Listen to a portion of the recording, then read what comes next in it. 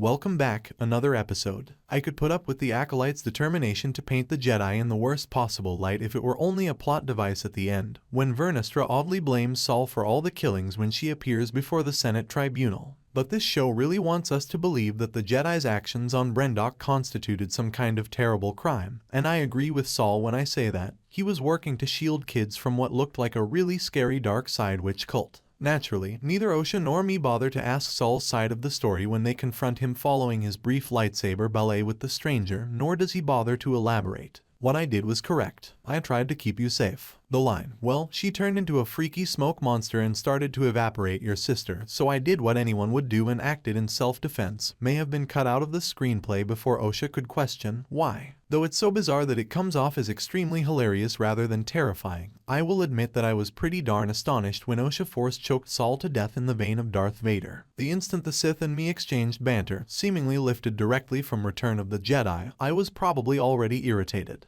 Kimmer says, feel your anger, sounding sadly less menacing and frightening than Palpatine. This is the reason you are hurting. Your journey will be finished if you hit him. Luke hears the Emperor tell him, the hate is swelling within you now. Though a large portion of what irritates me about all of this is derivative, the real issue is how badly it's done. We were promised something fresh, creative, and distinctive by Disney and the show's producers. They failed on every point. Look, we're in the High Republic, set a century before the events of the Skywalker trilogy. Let us now proceed with the same Jedi antics as previously, including paraphrasing well-known conversation passages. The only difference is that we will portray the Sith as more kind and the Jedi as cunning and terrible. Due to causes, Darth Plagueis, the Sith Master who will eventually train Darth Sidious, also known as the Emperor, is, I believe, Kimmer's own master and the second major cameo. If my colleague Paul Tassi is right, we're most likely getting close to the tale of Anakin's genesis, which involves Sidious utilizing the Force to construct him in a similar manner to Osha and me. I thought we'd get a last glimpse at him, but that's when Yoda made an appearance. Additionally, we are given this glimpse at Senate members. The episode's major emotional climax has finally let me down a great deal. Osha barely shows any emotion as she murders Sol, presumably because she is so strong that even a Jedi Master can't stop her. For the duration of the show, me and Osha essentially maintain the same expression on their faces. It's unfortunate to say, but the acting is absolutely mediocre. For more videos, subscribe.